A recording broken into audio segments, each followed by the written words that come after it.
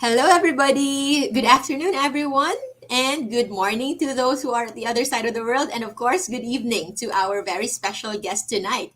Our topic is no other than type 1 diabetes. So I know it's quite a controversial topic, but this time we are going to be somewhat enlightened and witness it firsthand. So this is quite an early broadcast because our guest is actually from Honolulu, Hawaii, and it's already 9 o'clock in the evening there. So that's why we said good evening. And the most important part of this is that type 1 diabetes is not just a disease of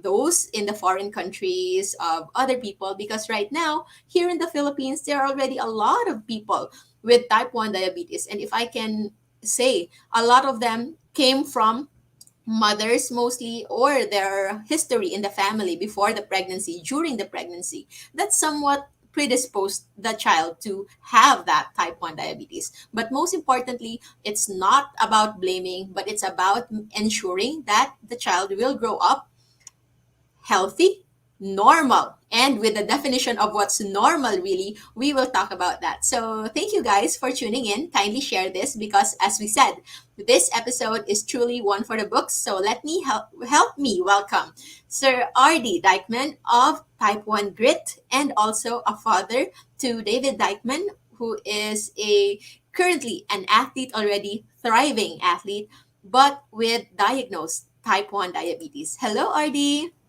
Hi, Grace. Thank you for inviting me to be on your show.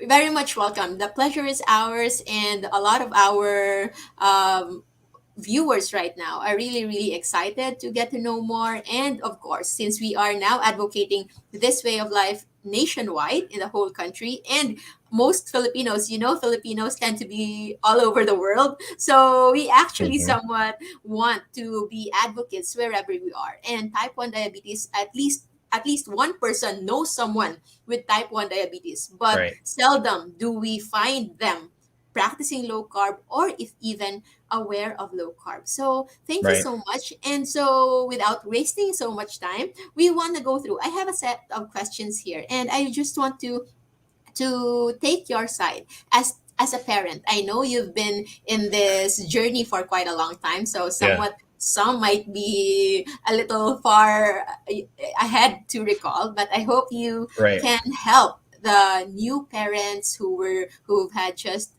children or siblings with type 1 diabetes, how they struggled, and to give them the inspiration that they're actually not really scarred for life. So as a start, as your parents' journey, how was David diagnosed? Can you recall what was his symptoms? Yeah, it was about 10 years ago. And Dave's diagnosis story is pretty typical. He he probably had undiagnosed diabetes for maybe a year, undetected, but probably in the last 3 months, his behavior started to change. His teacher, this is when he was in third grade. His teacher reported that he would put his head on the table and he didn't have a lot of energy.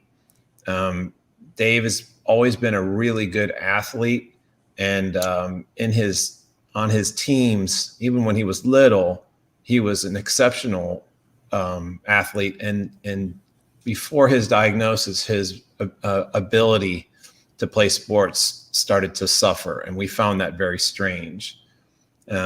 He also looked like he was losing weight, but he was my first child, and I thought maybe he's just getting leaner as he goes into puberty.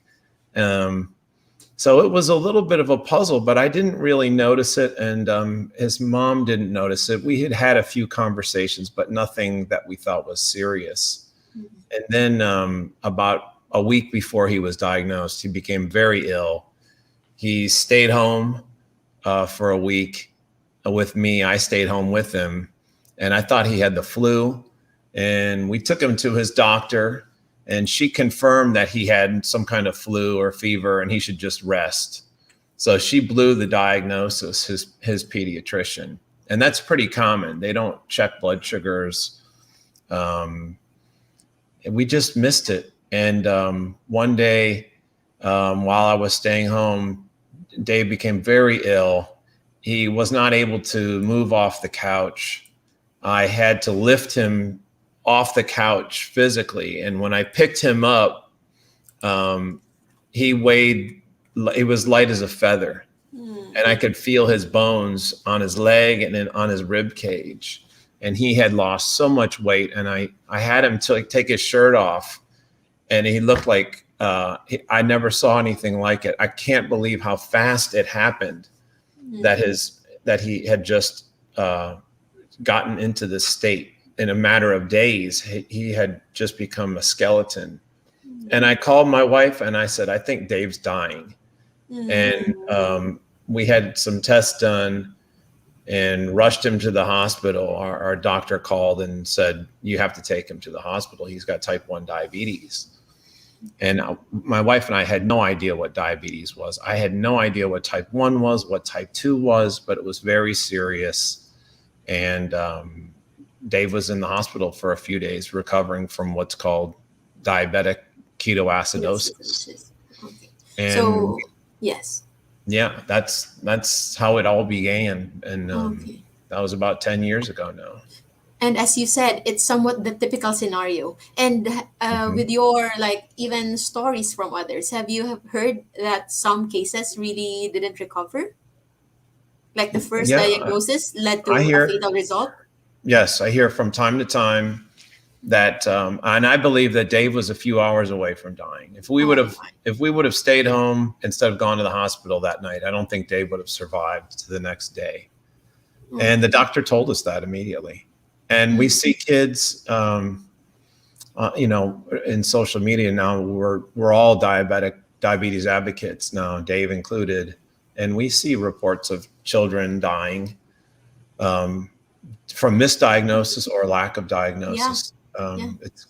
It's not uncommon. Yeah. Yes, and actually, we have an advocate as well, a pediatrician who is an advocate of low carb in the country. It's Dr. Brian Castillo, and he said that he sees patient at the emergency room diagnosed with some other illness, but now they do random check, and it's DKA, and some of these patients are just presenting symptoms like flu or just the typical other illness that they just feel not so good about. But this one is really an eye opener, especially because we there might be so much telltale signs. I'm sure that was your first child, you were very focused, and yet you were not able to recognize how fast No, he was losing weight during no, that time.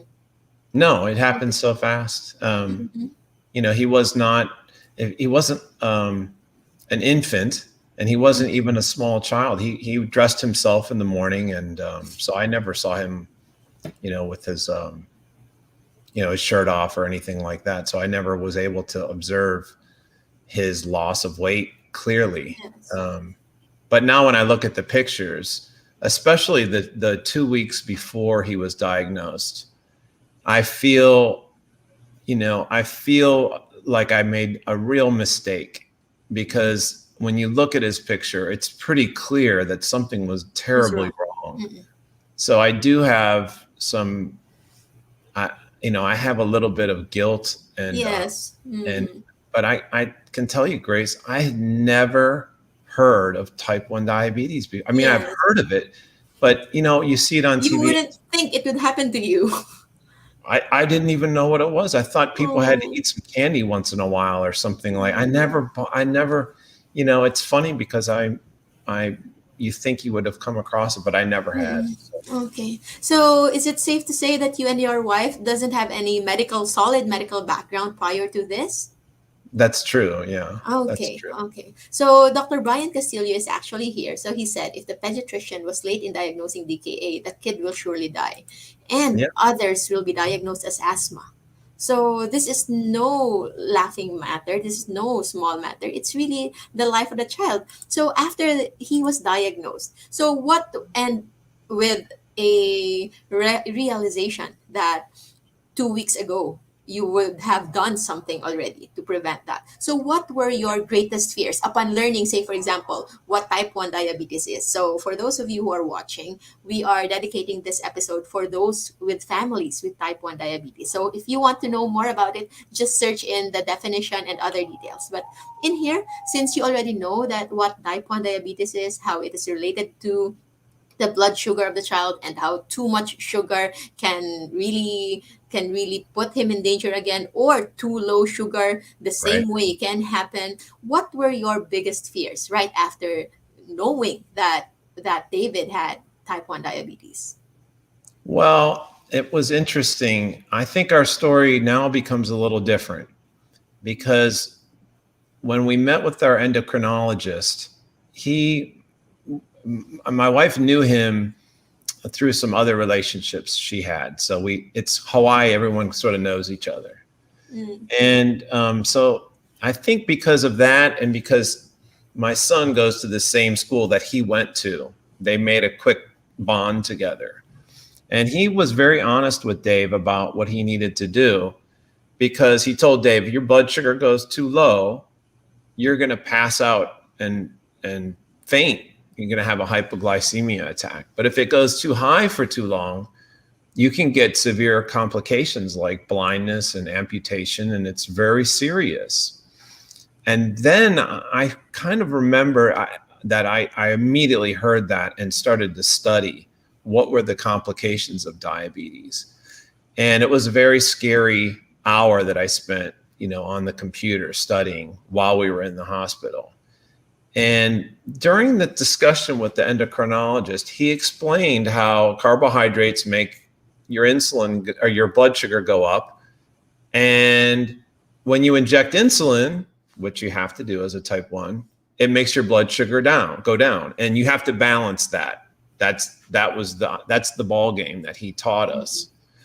And Dave was really he's a smart guy, and his comment, which is the classic comment on this story, was, well, then I just won't eat carbohydrates.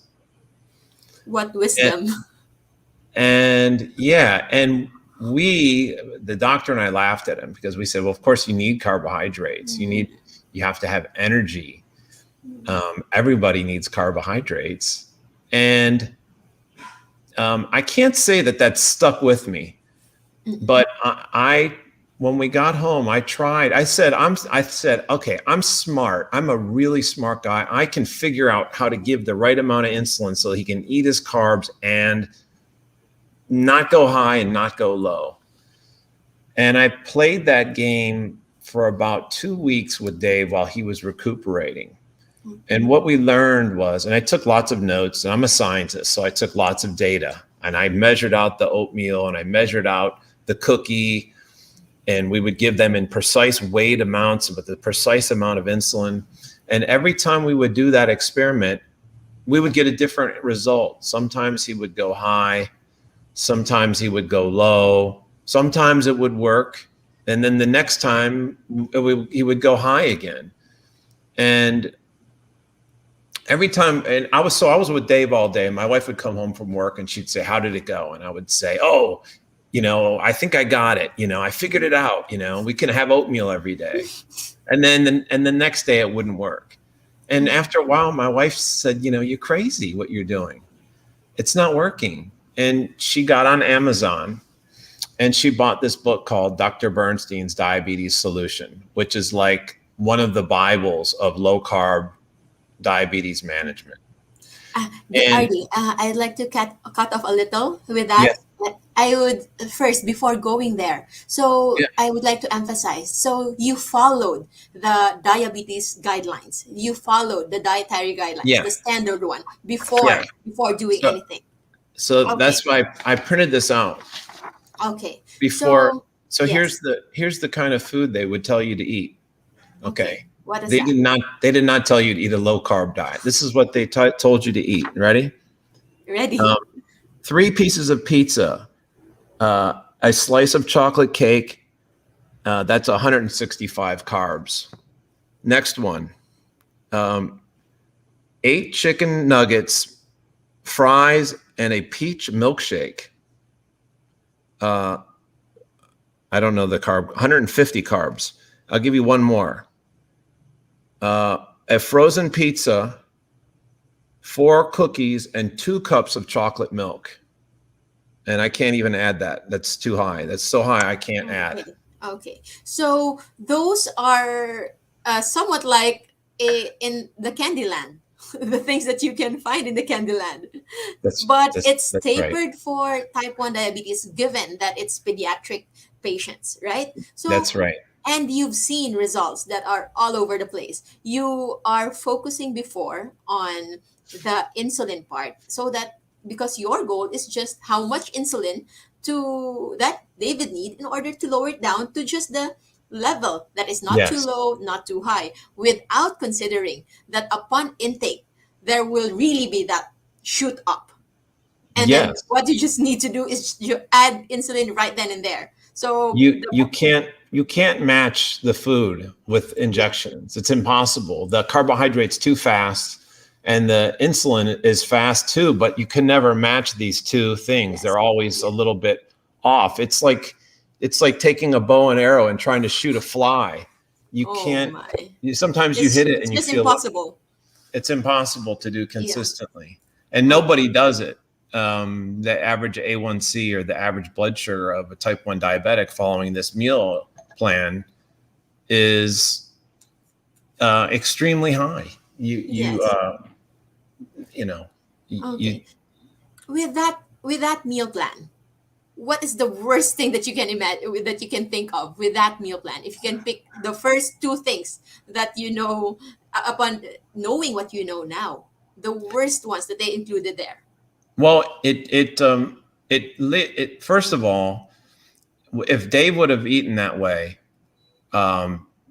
like most type 1s, he would live in a constant state of terror because you have so much insulin in your body trying to cover that food that if you do something like, imagine a kid who eats a lunch like that and takes this huge dose of insulin and then starts running around outside and playing with his friends at school. That kid is going to have hypoglycemia and pass out. So the only way to avoid that is to run your blood sugar so high that you have a safety margin. And if you do that, even little kids know the consequences of that. And the consequences are gruesome. If Dave had been doing that for the last 10 years, he would already have damage to his eyes, damage to his kidneys, damage to his vascular system.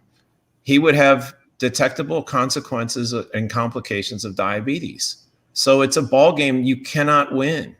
You're in a constant state of terror in the short term, and in the long term, you're going to suffer these horrible consequences and shorten your life. So they are prescribing with food like this a life of misery, and it destroys the life. It's a disgrace. It destroys the life of every type 1 kid that follows that meal plan. Thank you. Thank you for that. I would like to emphasize here. Can you still recall that when you did the standard diet for type 1 diabetes, what Mm-hmm. was David's A1C? Or at least if you didn't get it, at least an average of your daily monitoring. Yeah, I have the graphs still, and I share the graphs with people. And his average blood sugar was about 200, which is an A1C of 8%. But unlike the diagnosis where we were very unlucky, getting back to my story, Roxanne, my wife, we were lucky enough to discover that book only a month into diagnosis. Wow. That's So really good. we never had the high A1Cs for an extended period of time. I have the first month of data, but Yeah. we got lucky and we got smart right away. Oh my God. And I'm so happy David thank only lasted for 1 month with that diet, because A1C, as you can see, is it right? Around 8, maybe? Around 8%? Yes, Around 8. 8%. So, and that is what they are giving. But what is the number that they say will have complications? Well, they're changing their story. They used to tell you that 8 was okay, and that's a good target. And Mhm. now, just recently, they quietly, and I'm talking about the diabetes associations, they acknowledge that elevated blood sugars cause damage to the developing child brain and a number of other complications, including increased mortality, meaning that you die earlier. And so they advise lower targets and really as low as you can possibly go without experiencing hypoglycemia. So I think the problem is that those associations, that little article isn't being spread around to the doctors and dietitians. And so when you are a parent of a type 1, when you go to your endocrinologist, it's almost 100% guaranteed that you're going to be told to eat the kind of food that I just showed you and run an A1C of about 7 or 8%. And that guarantees diabetic complications. And I would like to emphasize with this for those who are not familiar. So, HbA1c is supposedly an average of your blood sugar control for the last 3 months, depending on the life of your RBC. So, just get this idea. Even if we say that they want to have a target of just 7, let's say, for example, they are now changing their line that 7 is already a good control. But how come that upon diagnosis of someone who is not yet diabetic in the first place, the cutoff is actually 7 itself or more than 6.5? So, why would you target an area where you were diagnosed? If Mm-hmm. you want to heal someone, why not Mm-hmm. move your target way lower? So, the question here is very important as to why. And they say that yes, that can happen. And as per definition, I know RD is an author of the dedicated blog for diabetes, A Sweet Life. And the tagline there is that each diabetic is actually deserving of a normal blood glucose. So that Yes. is a very important line because most dietitians, most nutritionists, what they emphasize is not a normal blood glucose. What they emphasize, each diabetic is deserving to have a normal diet, to enjoy food, to enjoy all of these without considering that the main problem of diabetics are sugar itself, the sugar control. That's So right. so That's right. yes, so I'm so happy with that tagline, emphasizing on normalization, not the way of eating, but really on the blood sugar control, because that is where it all boils down. That's right. And if you look closely at the research, especially recent research, what we know is that elevated blood sugars at any level are the cause of both macrovascular, meaning heart disease, and microvascular, meaning kidney disease and eye disease, at any level. So you don't want to have elevated blood sugars at all, let alone an A1C of 7%, which is more than double normal. You want to have your A1C be at 5.0 or lower if you can get it that low. And you want to have blood sugars when you wake up below 100, preferably in the 80s. Um, Yes. and and and you want to have normal blood sugars, whether you're a diabetic or not. And the funny thing here is the definition of what's normal is even very distorted. Like an RBS, a random blood sugar, is considered normal as long as it won't go beyond 200. And if you are eating 6 times a day, 3 times a day, you are elevating that blood sugar that high. And I would also like to emphasize that I think the makers of insulin before were with good intentions because what they know before, 80 years ago, 90 years ago, weren't that much. So what they just know that diabetes have so much sugar in their blood and putting in insulin will lower it down. So with that alone, they maximize it, but without knowing that it's actually not just the sugar that's the problem. But eventually, too much insulin in the system will also cause so many damages that even that the problem now with diabetic is actually not just the elevated blood sugar but the elevated insulin itself, insulin resistance relating to metabolic syndrome relating to practically all of the lifestyle diseases that we have today, and sometimes not even diseases that are not considered as lifestyle disease. But I'm so happy that David got you as parents and just 1 month. I think that 1 month is just the God's plan for you to have your own testimony, but no, not to risk David any further. And so, what happened in that first month, and when you found Dr. Richard Bernstein? And can you tell us a little about the great Dr. Bernstein? Well, I think the cool part of that story is when I got the book, I realized that kind of what Dave's idea was correct all along, which is that you want to minimize the carbohydrate. That's the whole key.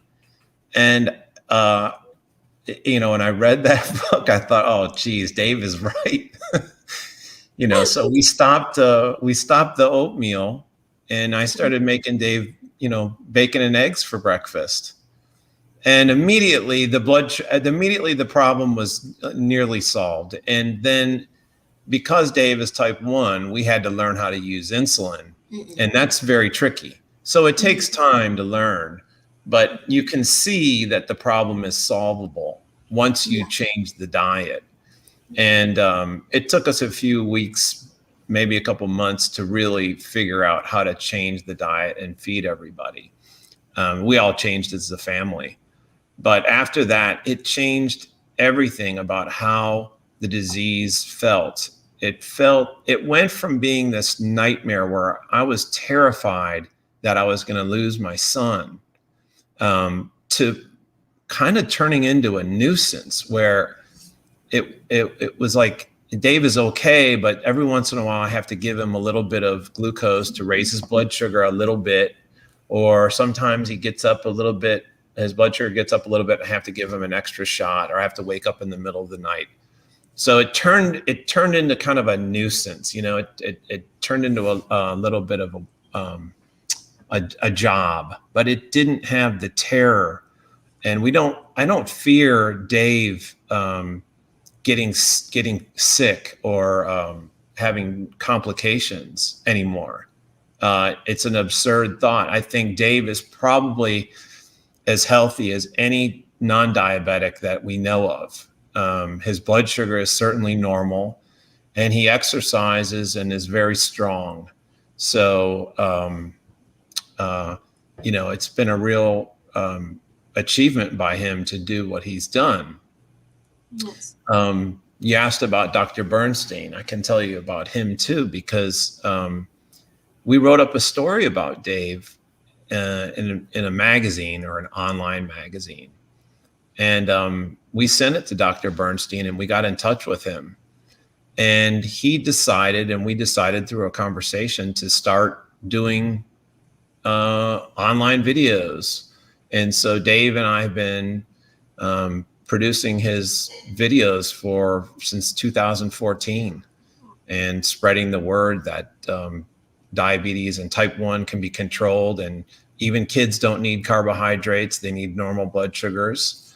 And I think we've done a good job at spreading the word and getting it out. And you can see that there's so many people who are following this low carb strategy and thriving. I meet new people every day who have watched the videos and learned, and their kids, they're showing me their blood sugars, and the blood sugars are flat. Or even adults who have been type 1 for decades are changing their lives. So it's we've kind of turned into advocates. So I would like to emphasize, so you started Dave's story 10 years ago, and right now he's already 17. So that's Yeah. somewhat quite a long story. And Yes. people are saying, maybe it's just a fad. Maybe it's not long term. So is it correct that Dr. Bernstein himself is the living testament of this lifestyle? Oh, yeah. Well, I left that out, right? Dr. Bernstein is, Dr. Bernstein was diagnosed when he was 12. He's 87 now. And when he was in his 40s, he nearly died from kidney disease as a result of complications. And he had heart disease and other complications too, a list of complications that are very long. And most of those complications, he's totally reversed.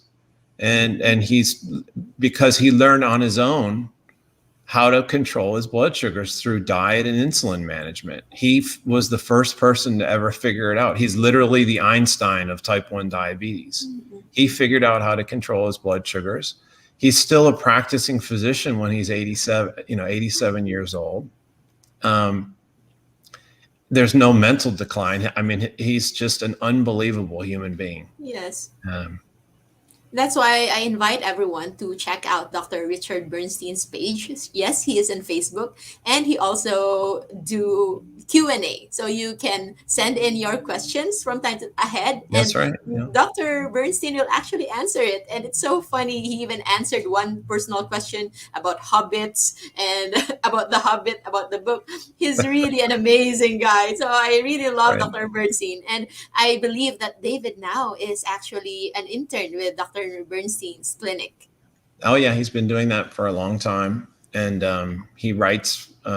So he's trying to get the message out too, and it's not uncommon because when you're a type 1 diabetic and you've tried to follow the standard guidelines, it's such a hellish misery that when you figure it out, your life changes, and you feel compelled to help others.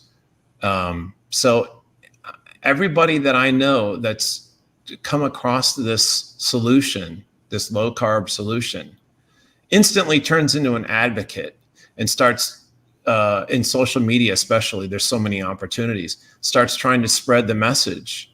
Yeah.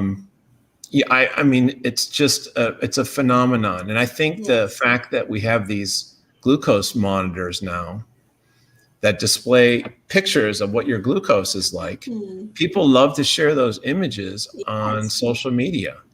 And it's And empowering. yes, it is empowering. That is the perfect word. It is empowering Mhm. To to be in be able. control, to Yeah, really be in control. yeah, that's exactly right. Yes. Yeah. I have my patients this morning, so usually I put them on really monitoring. So the first episode, the first discussion in the clinics of saying doing low carb, it's always a shock for the common people, for the average person, not ever hearing that carbohydrates is not essential. So we are Yeah. making that a statement. Carbohydrate is not essential. Okay, Right. but what is essential is glucose, and glucose can be created by your own liver, and Mhm. by that definition, it's no longer essential from the outside source. Okay, Sure. so we have to emphasize that to everyone. And as per my patient, the moment that they learned after a month follow up, I usually tell them. So my purpose is just to educate you, but at the end of the day, it's not me who is healing you. It's not me who lower down your A1C. It's you who lower down your A1C. I had a patient this morning followed up August 3, A1C 7.2. 7.2, 7 point, yeah, 7.2. Now he came back, she came back with A1C after only 25 days. It's down to 5.6. Oh, that's fantastic. That's really fantastic. So Mhm. to think that's just barely 4 weeks. So for I know I told them that if you do it with medications alone, no matter how many medications you will take, you will never get that number. And it's two of them. Mhm. They're actually couples. And That's the great. and the husband at 6.9, I think, or 6.7, now also down to 5.1 in It's just it's 25 days. it's unbelievable. I've seen what your story. I've seen Dr. Eric Westman. Mm, He has a chart that shows the exact same thing with his patients. He took yeah. 100 patients. He showed the average A1C was like Mhm. 7.8, something like that, and then 5.4 immediately. Immediately. It's shocking It's how never fast. been done before in standard definition of medical practice. And I Mhm. understand. And that's why I told them that even if, like, in theory, and I've seen it many times in my previous patients, but every time I still see it, it still amazes me. I still have goosebumps for every reaffirmation, for every Mhm. confirmation that this thing really works. And to Yeah. add to this, I actually screenshot Dave's from the Oh, good. Dave's There they are. video.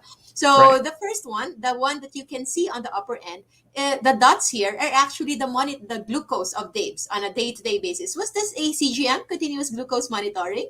No, or that was just you manually plotted before yes. during the Yeah. first month of diagnosis? Yes. Those are manual, just taking finger sticks. Okay, okay. And Hmm. only after a month, when they already started somewhat on the baby phase of their journey with Dr. Bernstein's protocol, you can see that somewhat it's not that all over the place. So there are highs and lows, but it's not extreme highs and lows already. That's right. And That's the right. best thing here is here. It's almost like a line. That's It's right. almost like a line. So is it right that each color will represent whether it's before meals or after meals? I think the colors are different days. I think there's Days. probably a week worth of lines on top of each other. Okay, so this can you can see that the numbers actually don't go too up or too low, too high or too low. So That's this right. is what we considered as stable blood sugar. And Yes. this is very remarkable for someone with type 1 diabetes. But I want also to emphasize that for those people who do not have type 1 diabetes or type 2 diabetes, this is actually the blood sugar that we should all normally aim for, right? Yep. That's. I mean, I've taken Dave's CGM and worn it myself. Okay. Now, I used to be a high carb before we knew about diabetes. I used to eat pizza and junk food, and I was overweight. And I'm sure that my blood sugars probably looked actually like The the first one? dark the dark gray. Yes. But I didn't ever measure them until we had gone low carb as a family. And then I finally did put on a CGM, and that trace, the good one, that looks like what mine looked like. It was always Oh, between that's good. 70 and 95. Yeah. Mhm. And how about those? This is a common question. Why is it that some people who do not have diabetes, the moment they eat, their blood sugar from, say, for example, 80, it can even go down to 78 or 79. What could that be? Why is that? Well, I can only speculate what I think that might be. And if we're talking about type 2 diabetes, well, first of all, you might get a clue from type 1 diabetes. And in type 1 diabetes, Dave might eat a meal and immediately his blood sugar starts dropping a little. And that would mean that his insulin is working before the food works. And that might be the same problem with the type 2 diabetic. So in type 2 diabetes is actually very complicated, but basically your insulin signaling starts to suffer and not respond as well as it did when you are insulin sensitive. And so it may be that you're getting a spike of insulin and that's lowering your blood sugar before the food hits. But I'm just speculating about that. But that can really make sense. So going back to David, Yeah. when he first started, even if the idea actually it was already in him before it all began, the low carb. But the moment he adapted low carb, was there any challenge on his part, or he was in it 100%? Um, I think there's a lot of challenges when a kid first starts, and I think they're all solvable, but it takes some time to get the solutions. So, for example, if you're a little kid, you're going to go to parties with your other friends, and at the parties, they're going to have carbohydrate foods. So, what if you go to a pizza party for your friend's birthday, or what if there's some cake at your friend's birthday? What do? And Dave's solution is a good solution. So if there's a pizza, Dave will just eat the cheese on the pizza and not eat the carbohydrate. If everyone's drinking soda, he'll have a diet soda.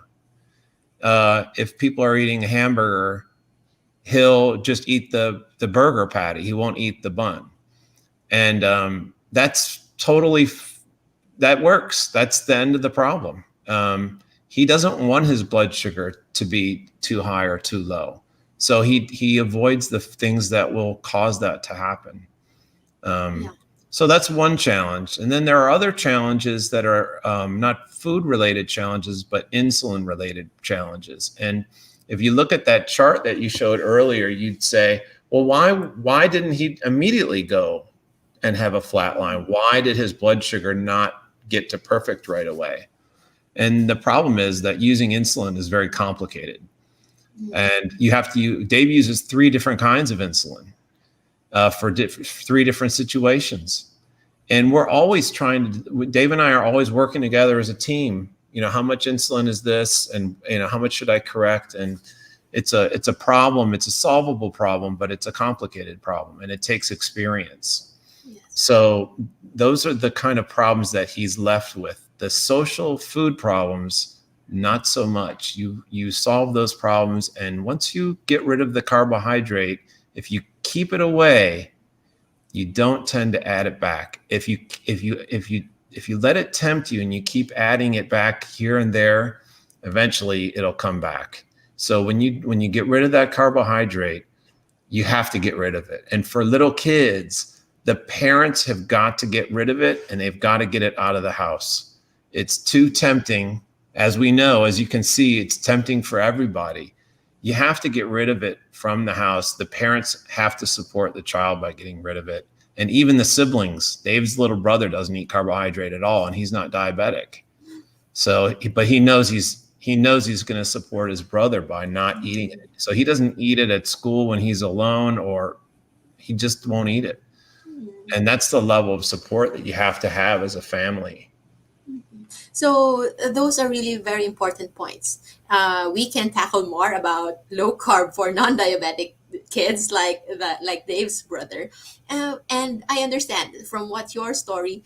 We can all see that Dave is really above average when it comes to like intelligence processing and all that. So that's why it wasn't really that hard to make him understand. So Yeah. as a parent, what can you advise those other parents who only have 5 years old, 6 years old, 7 years old? When do you think they should start educating the children about the impact of these addicting foods, these kids treats to their health as type 1 diabetics? When I'll, they should allow them to realize what they really have? I'll be honest with you.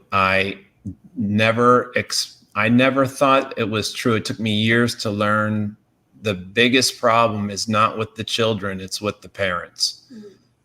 The parents will not give up the carbohydrate, even if they're, when you have a type 1 diabetic child, you are managing their blood sugar 24/7. You're testing their blood sugar, you're feeding them, you're injecting insulin. It's a 24/7 job, including at night, you have to check their blood sugars.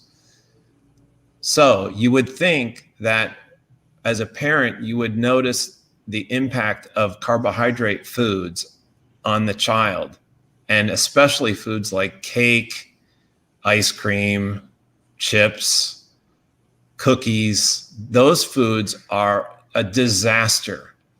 And yet you still see those foods being pushed on the children. And it's very rare for the parents to restrict that toxic food. And I think the reason why is what you just said, that the food is addictive. Mm. And the parents are addicted, and they have trouble getting it out of the house. Yeah. And so that's the number one problem that needs to be solved. And there's another interesting bit on that, which is that type 1 kids used to be lean and thin.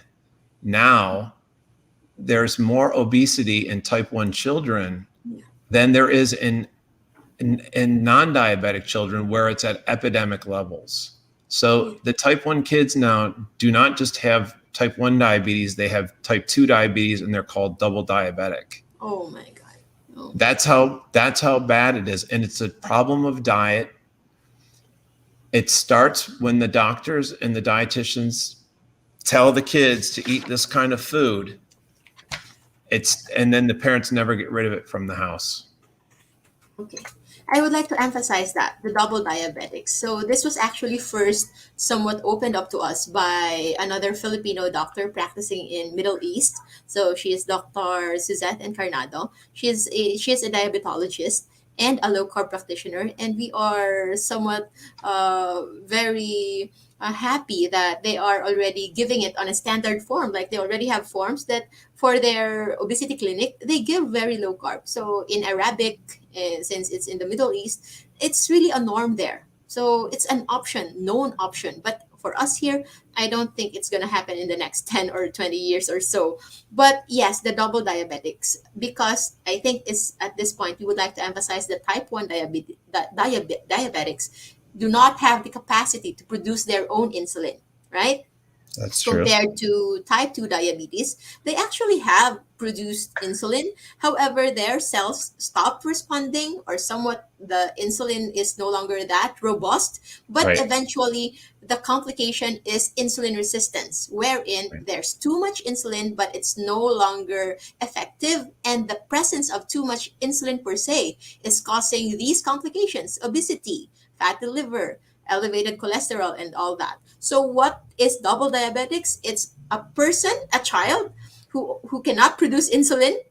So there's no insulin in there, and you allow that child to eat so much carbohydrates, needing so much insulin, regular insulin, and that insulin can still lead to that some degree of insulin resistance. The difference between the insulin resistance of double diabetics and type 2 diabetics is just the insulin resistance of double diabetics came from exogenous, artificial, injected insulins. So those are really very, very important thing, because we all thought that insulin is just an answer, without considering that that also can cause so much problem if not done the right way. And if I may ask, as based on your experiences, and of course you as an advocate now and as a founder of type 1 grit, for those who are starting, since type 2 diabetics, there are type 2 diabetics who are dependent on insulin, and the moment they do low carb, eventually they no longer needed it in a month, or maybe I even have patients who discontinued it on her own after just barely 2 weeks, and everything is normal.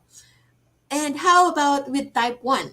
Since they are somewhat insulin dependent, what is the purpose of insulin injections for type 1 diabetics doing low carb, or very low carb, or even zero carb? That's a good question. It's a complicated question. And I've when you started asking that question, my mind went in a million different places. But let's take Dave as an example. Um, Dave, I said Dave is taking 3 different kinds of insulin, but yet Dave is eating very little carbohydrate, probably less than 20 to 30 grams a day. And the carbohydrates he's eating are from nuts and from vegetables. So why does he need so much insulin? The problem is that there's an idea that's taught to us as new parents that insulin is only working on glucose and shuttling glucose in and out of cells. But insulin has many functions in the body. Protein, dietary protein, is metabolized through insulin. Your liver is kept in check. It functions by having the proper amount of insulin in the body. So, and even fat requires insulin to some degree. So, the priority of Dave's insulin that he injects is not for carbohydrate metabolism. It's for those other functions, and those functions are vital, especially for a young person. You take a guy like Dave. Dave's grown from a little boy to a tall, strong man over the last 10 years. And the insulin that he's injecting is to cover protein nutrition. And that's the context that we want insulin in. Especially for young people, we want insulin to be a hormone for nutrients and protein. We don't want insulin to manage a heavy dietary energy load made from processed food, where insulin is constantly trying to shove in the food that you're eating into your fat stores and hold it there. So I like to look at the insulin problem. And also, by the way, with Dave going through puberty, his insulin demands are quite high because there are counter-regulatory hormones, growth hormones, that make Dave insulin resistant, but not in the type 2 diabetic way, in a sort of natural way where he's growing. So we see kids from the age of 8 to 17, we see their insulin demands go way up and then come back down again as they become adults. And it's because they're growing. That's the right context of insulin. The wrong context of insulin is obesity and overeating of processed carbohydrate. So, and anyway, that's one answer. The other answer is that there are families who, now type 1 occurs in stages. So if you catch it late, like we did with Dave, he no longer makes any insulin. But there are some families who are luckier or smarter than we were, and they catch it early. And when you catch it early, you catch a kid or even adult who's still making some insulin, and they're able to metabolize the food they eat, if it's low carb, without injecting insulin, or by just injecting a few units of insulin. And that's called a honeymoon. And that's kind of a precious situation because it's much easier to control blood sugars in your honeymoon than it is when you're completely unable to make insulin. And we do see a lot of people on social media who catch their child's disease early and are able to sustain using just one type of insulin and a little dose, or maybe they only take 1 unit for a big protein meal, whereas Dave might need 7 or 8 units for the same meal. And that's just because they caught it early and they went low carb.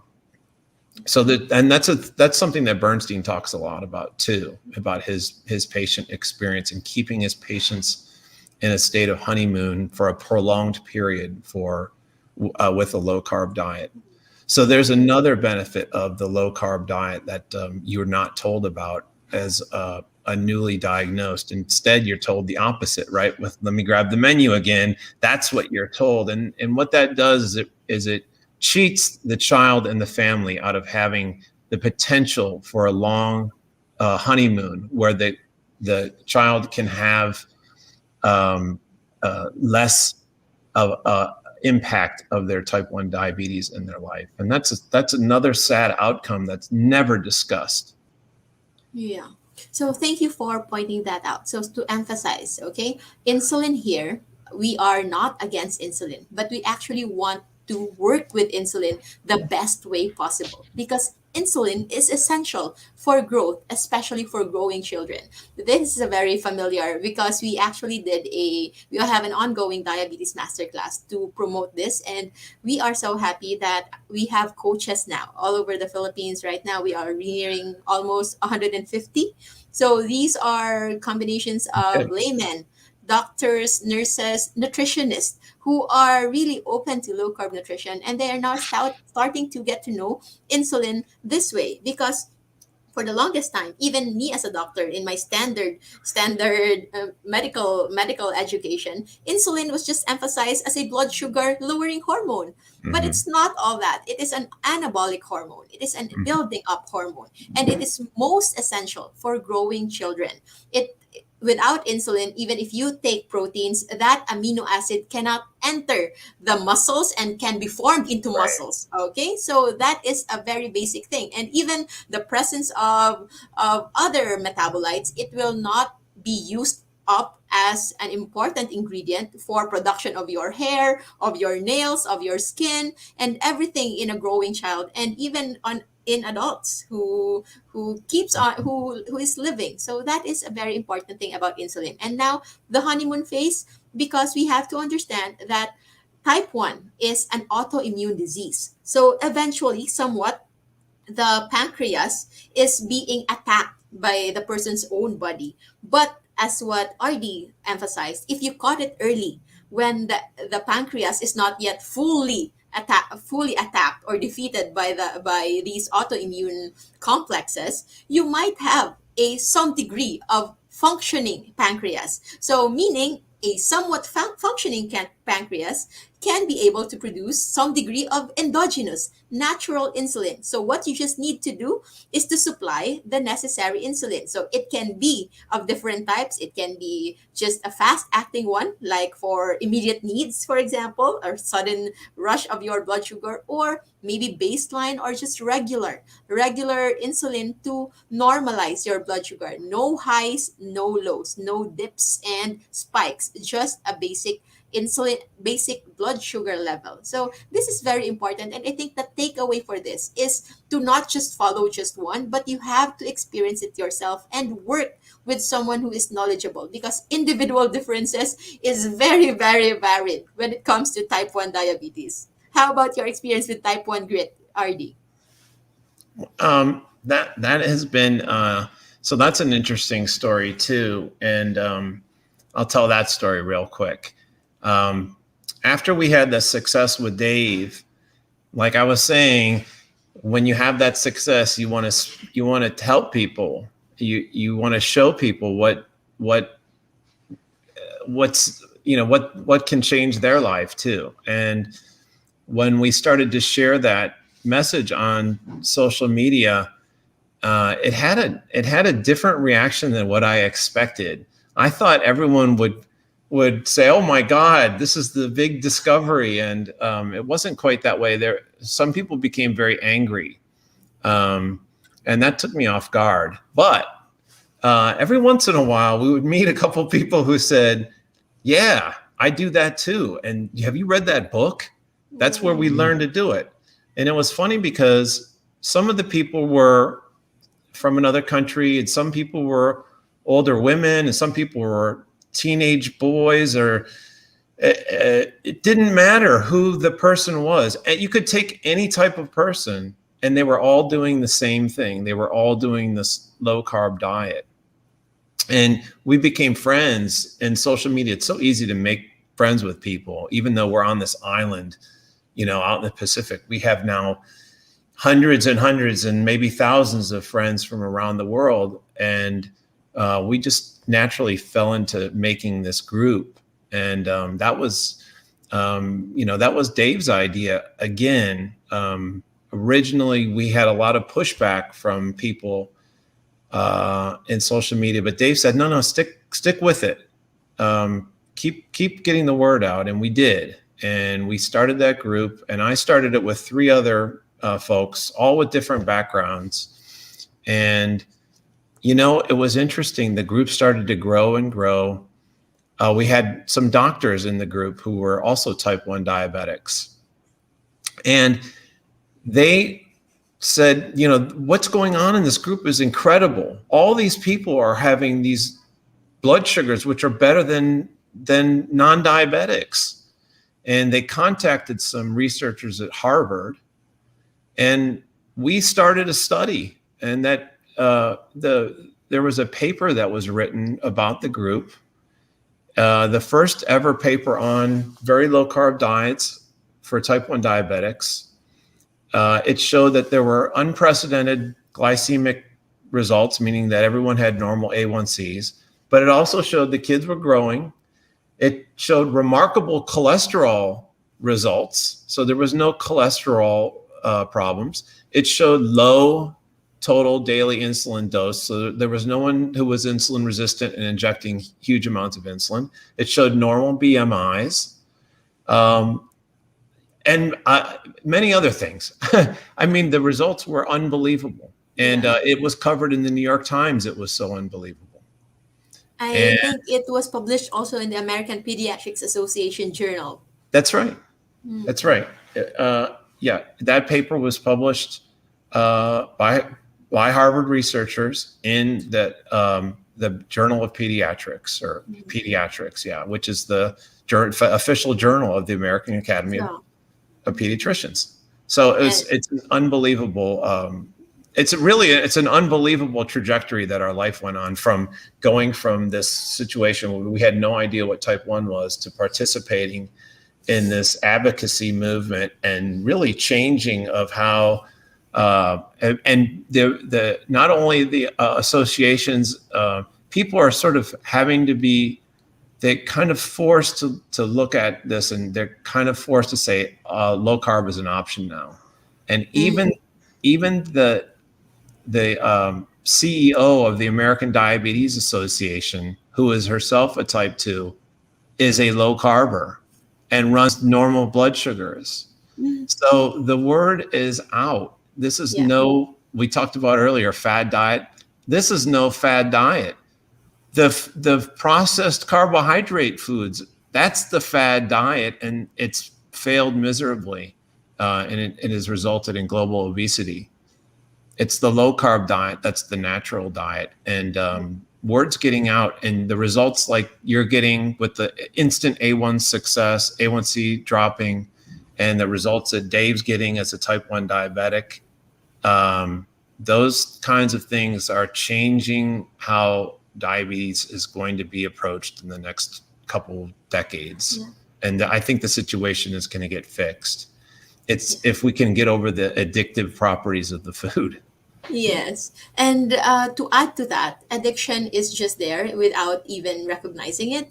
But I still have faith in humanity that only if they know they are presented with these options, then a chance of getting away from that addiction and the Yeah. consequences therewith is also higher. Because just like everyone else who are already in this way of life, the first time we heard it, we couldn't believe it ourselves, right? Just like when Dave said that I won't just eat sugar, and all of you just instantly dismissed him, saying that's not part Yes. of the deal. That's just quite impossible. But now, if only we get, that's why we are doing this, and we are grateful that you've agreed to be in this advocacy, because even if we are advocating in our own circle, but for us working together, seeing that regardless of place, time zone, race, or whatever, we are all in this. And this is no fad diet. Fad diet change over time. Though those who are advocating low carb, just like Dr. Bernstein, who is now 87 years old and who have been on low carb since maybe he was diagnosed shortly after he was diagnosed with type 1 diabetes since he was 12. So it's not changing. But the other standard, like the carbohydrates and the low fat diet, their numbers change over time. From time to time, they have to release another set of guidelines because they know it's not working. And we are hopeful. We are positive that right now, with the advent of social media, of the internet, the truth cannot be buried any longer. Right. But we have to be loud. So by loud, Let's be I loud. ask all of you. I ask all of you to really share this video. You wouldn't know who will get inspired or who will get educated. And we've been talking about David since the first second of this video, and I'm sure you are quite excited. What really happened to David? Is he still a small boy? And now I will show you who is David now. So that's David. And can you tell us about David now, Artie? Sure, sure. It's my favorite topic. Yeah, he's a senior in high school. He plays quarterback. Um, he's a big, strong guy. He lifts weights and exercises, and he's probably in a few months he'll be stronger than I am. um, and he's doing great. He's living the same life as any normal teenager, and he's as healthy as any teenager. And he has, most importantly, as a teenager, you want to have a bright future and a lot of hope for your life to come. And he has that. And he has that because of the low carb diet and what Dr. Bernstein has taught him. He has hope for the future. He can think about getting married, having children, having grandchildren, and leading a long, healthy life because of the things that he's learned and how to manage his condition. And his mother and I couldn't be more proud of him.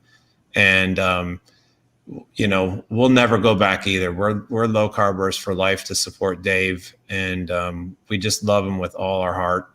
And it's tremendous to have such a wonderful child like this. Oh, that's really beautiful. And I think you mentioned a while ago that Dave's values, that as what we can see here, an A1C of 4.8, right? It's just the best among type 1 diabetics, and his physique is really, really healthy. And I can really say that maybe he is even healthier, metabolically wise, than typical children of his age without diagnosis of diabetes. Would you agree with that, RD? I think not only is he obviously physically as at least as healthy, but I think without having to experience these constant ups and downs, and not just the fear, but that plays a terrible toll on neurotransmitters and the physiologic effects on the brain from going up and down like that. By not having that, he's psychologically healthy and happy. I don't think it's possible to be up and down and feeling terrible all day long and not have that affect your life. So he's healthy and on the inside as well as being healthy on the outside. Oh, that's really, and it really shows with his skin and how he looks and how his brain functions. Amazing. So you really know that he is thriving. He's not just living or surviving, but he's thriving in this life at his age. And we have one question here for you, RD. Many diabetic and thyroid patients in advocacy groups complain about their endo being outdated, dismissive, and outright rude for not being open to listening to their symptoms, etc. Many complain of having been misdiagnosed and undiagnosed because many endo refuse to do the proper test or panels for proper diagnosis. I think it applies as well to other medical specialists who are very traditional in their approach and not open to unlearning what they know. And I think it's a problem that we are all seeing. And that's also the reason why we are doing this. But what can you say with that, RD? I think that's another huge problem. Um, when I talk to parents who understand what Dave's doing and they're trying to go low carb, they also get the same instantaneous results that you're showing with your type 2 patients, where the A1C drops fast. They have the same result on their blood sugar meter. You can see the instant improvements. But when they go to get a pat on the back or a congratulations from their endocrinologist, they find that their endocrinologist isn't happy and is urging the patients to run high blood sugars. We ask Dr. Bernstein that question very frequently. He gets the same question. And his answer is a little bit dark. And what he says is, well, he says two things. One is that it's possible that the endocrinologists simply don't have any idea how to control blood sugars. They don't know anything about low carb nutrition. That's one possibility. The other possibility is that they're afraid of getting sued, and their strategy is to run their diabetic children or adults so high that there's no possibility of hypoglycemia. And of course, if you run high like that, you're going to suffer from the consequences of high blood sugars. But the doctors can't be sued for that. So they settle on high blood sugar targets to avoid hypoglycemia. And his solution, his way out of that problem, is to try to find a new doctor. And it doesn't have to be an endocrinologist. Find a family doctor, someone who is sympathetic to your situation, wants you to be healthy, and can help you get the medications that you need. But it's a big problem. I don't know what the solution is. That's a tough one. You And got I to be think, loud, right? yes, You got to be yeah, loud. we gotta be loud. I think that's the only one because, like, I think in behalf of the other doctors, I really believe that no doctor would really want to harm patients. But our capacity to help patients will also be dependent on our experiences, and our experiences can be dictated by what we've learned in medical school and what we continue to learn on our own and our practice. So if we just based our learning on what's being given to us, what's being brought to us by, say, for example, pharmaceutical representatives going to our clinics, giving these flyers and samples, then our focus can be just limited to that. But if you are not already satisfied with how things are doing. Or sometimes, like for me myself, my experiences would be more on personal. I came across about this not actually for my patient but for myself. And I think I have something that what you're looking for. Why you advocated this in public in social media? Because that's what we always say. The moment you realize the science behind low carb, why this works, it is just too compelling, and you can never stop yourself from spreading the word, from getting excited. And we Mhm. understand that some advocates can be surprised just like you, that uh, in as much as you are in awe, in and amazement when you first discovered this, you will be surprised that there will be those who will just instantly brush it off as if it's a fad diet or there's no truth to it. But I hope we don't get discouraged with that. Instead, keep on posting, keep on spreading the word, be loud, because what we are targeting are those people who are actually looking for more, who is not satisfied with the standard therapy that they are having, despite compliance with the medications, compliance with all of these specific detailed food list containing milkshake and chocolate bars. They know that it's not the best one yet, and those are the people that we want to help, those who are open and those who are still willing to learn. And before we end, we are already past our time. I have just two things. Even if Sure. this one is about type 1 diabetes and low carb diet, and with RD's experience as a parent and as a founder of Type 1 Grit, if this is applicable to children with type 1 diabetes, how low carb is applicable to type 2 Hmm. diabetics? Oh, okay. Well, the answer is the same for both type 1 and type 2, as a matter of fact. And I like the Bernstein answer, so I'll give his answer. And his answer is that you don't need any carbohydrates. So you can go as low as zero. But he operates under the hypothesis that you probably need to get some vegetable nutrition. So he allows for 30 grams of carbohydrate so that you can have a salad or some steamed vegetables or even a few nuts if he likes to have some pistachios. And his in his lunch he has like 20 pistachios that he counts out. So that's the point of carbohydrates. Other than that, and it would be nice if the vegetables came with no carbohydrate. By the way, there's nothing about the carbohydrate that we need. Like you said earlier, the point is that there's probably some phytonutrients in the vegetables that are of value. And so, what does that mean? It means that we make, instead of rice, we make cauliflower rice. So if I make a steak or some chicken for dinner, we'll serve a couple scoops of cauliflower rice, and that'll be one of his vegetable sources of nutrition for the day. Dr. Bernstein typically allows 30 grams a day for an adult and less for kids, because 30 grams of vegetables is actually a lot of vegetables. If you measure out 30 grams of carbohydrate vegetable, that's a lot. And if you take like a 4-year-old, it's impossible for a 4-year-old to eat a big bag of broccoli, probably. So he shoots for less by body weight for children. Okay. So So the 30-gram limit is actually not to target the carbs, but it's just like an approximate so that you can get some degree of vitamins and yes, minerals and nutrients coming from those vegetable sources. yes, and you're not allowed to save up 30 for 3 days and then get a 90-gram donut.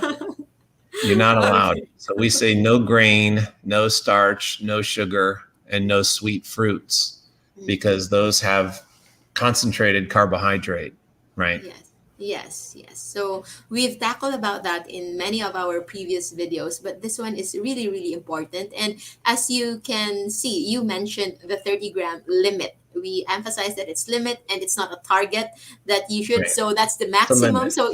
So if you choose to just have 10 and 20, and that's okay. That's okay. So That's right. I would like to emphasize. Would you still happen to know what's the target carbohydrate intake of the American Diabetes Association per meal? Wow, that's an interesting question You because did. you I know? would ask them that in the past on social media, and they would respond with a quantity.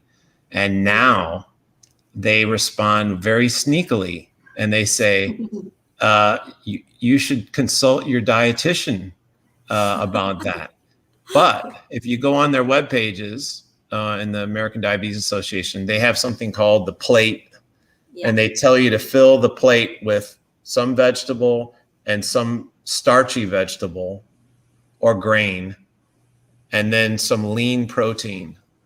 So they're still sticking with the high carbohydrate, low fat diet, but they're trying to get away from telling you how many grams or what percent, because it seems like they're afraid of something, right? They're afraid of those numbers coming back to haunt them. So they've tried to erase history. And you can still, if you're good on the internet, you can still go Yeah. back and uncover the truth. But And actually, even if I've asked you that, when I did my own research on like how to handle insulin injections and all that, because my practice really, although I have that in my medical school, general internal medicine study, but my practice is actually ENT. So we don't really prescribe insulin on a day-to-day basis. So I have to have my own research on this. And what I found out is their target carbohydrates for a normal adult is actually 60 to 70 grams yeah, of carbohydrates per right, meal.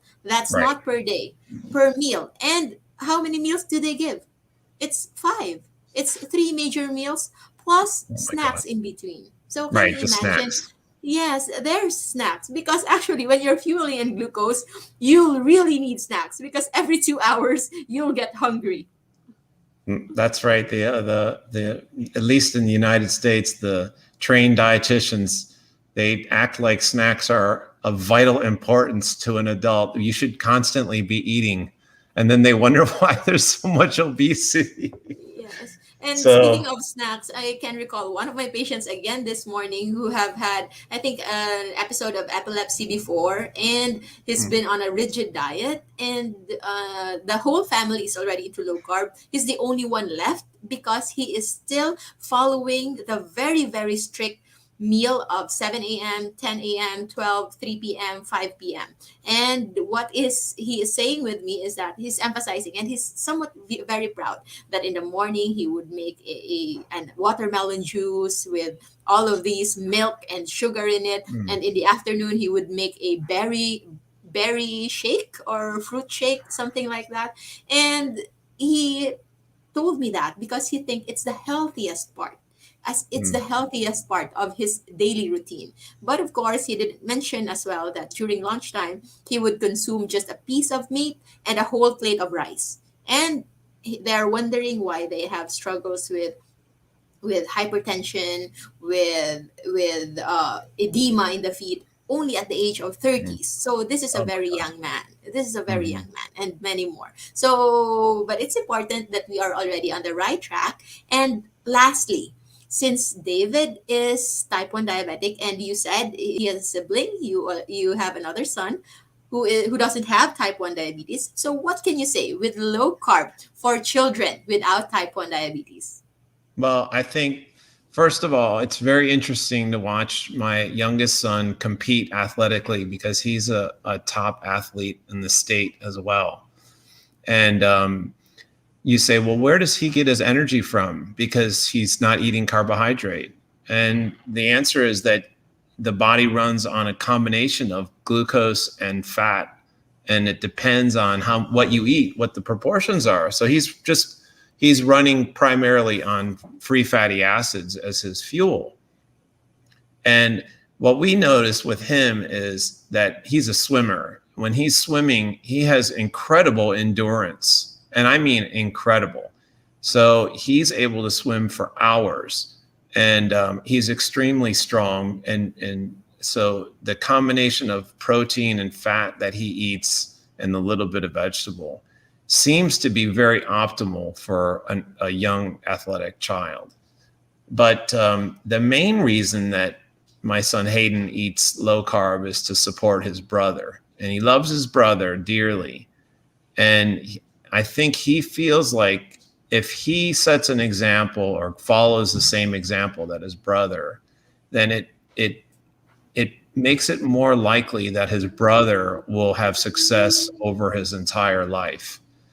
So he's always just stuck with the diet and never complained, never asked to have any food that he shouldn't have, and he doesn't sneak or anything like that at school.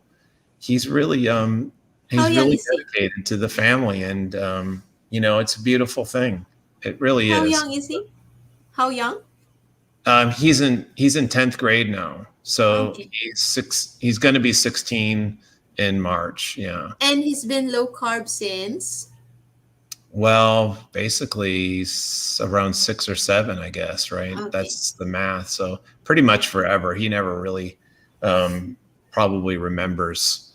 Okay. That was a long time ago for Yeah. him. So So it's like a lifetime of his memory. It's yeah, like and I this is his normal. that's right. And another benefit, is it's type 2 diabetes and obesity are so common that I think every kid growing up has about a 50% chance of becoming obese in type 2 or having metabolic syndrome. And I can guarantee you that if my son Hayden, who's the non-diabetic, if he follows this low carb diet, he won't even come close. It's virtually impossible to become a diabetic if you eat this fad diet that we're talking about. If you eat a low carb diet, which is basically protein foods, vegetables, some nuts, maybe a couple of low carb treats now and then, that's the end. You will never develop type 2 diabetes. It's impossible. I think it's basically impossible. It's impossible to be overweight. I eat as much food as I can eat without, and I can't really gain weight, not like I did before. So I think not only is it reversing in your patients, but it's stopping the development for young people where it's such a problem.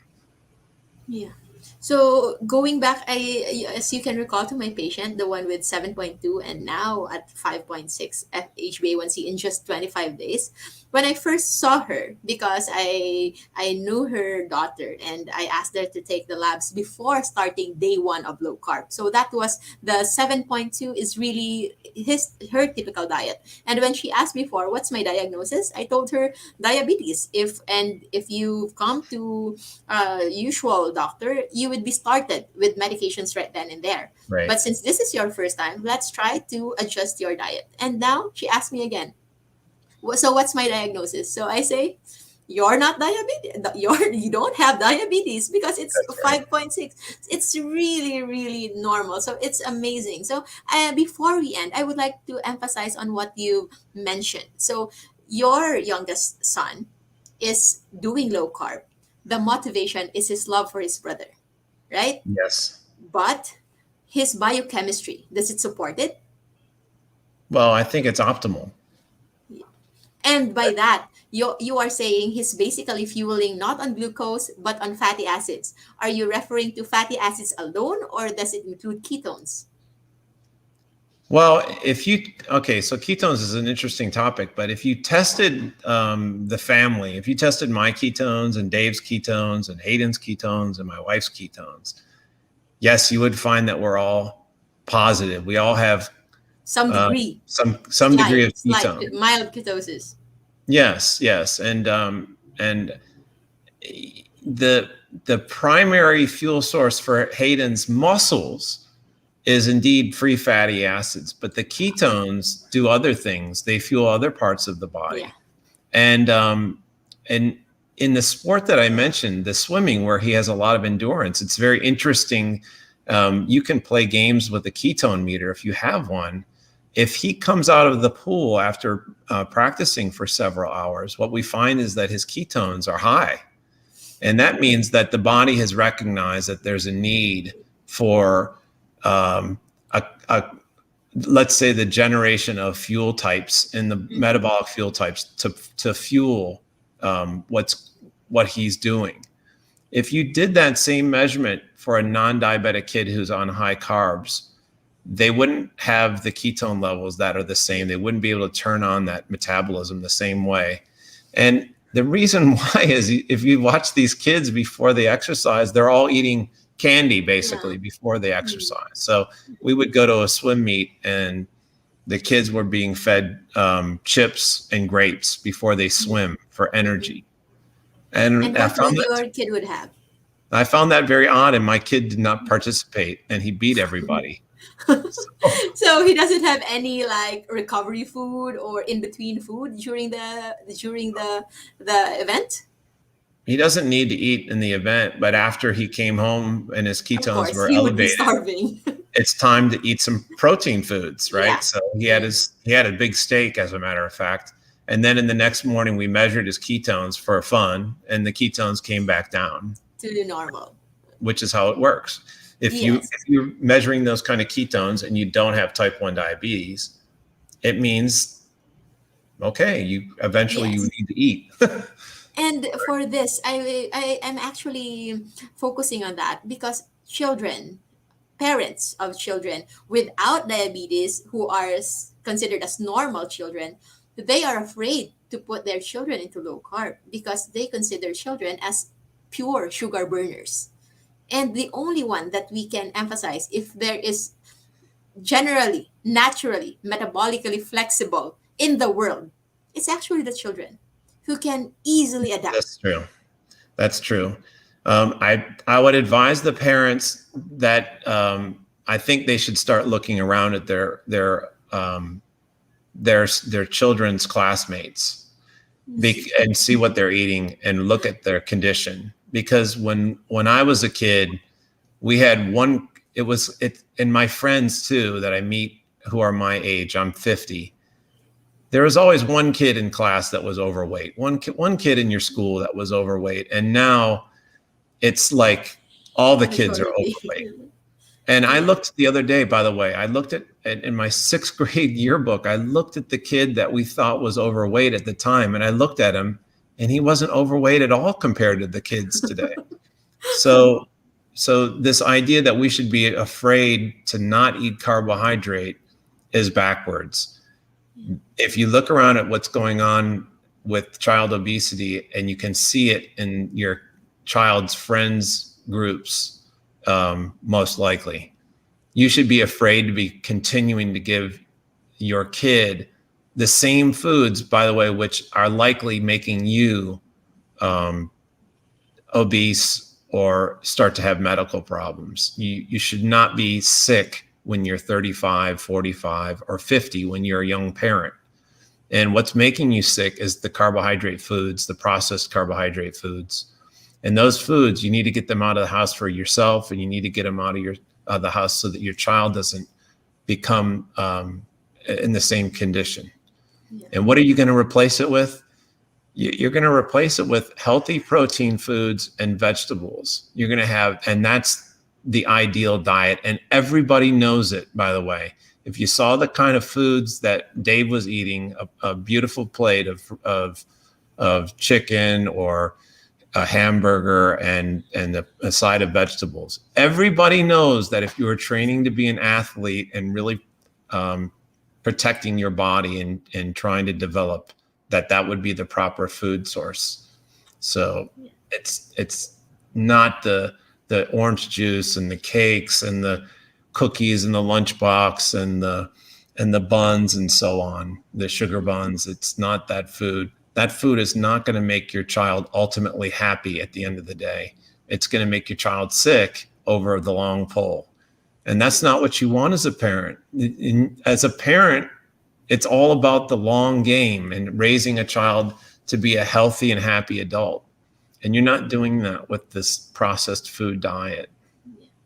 And what I always say, we had a medical mission yesterday at the far-flung areas in the coastal areas here in the Philippines, and I've received a lot of mothers carrying their children, all complaining that their children do not have the appetite; they won't eat. But when I ask, how about if you give them biscuits or juice, and they will say, of course they will eat. So, Yeah. and you're looking for answer from me. So we just need to do some more health education, and it will start by what you bring into your home.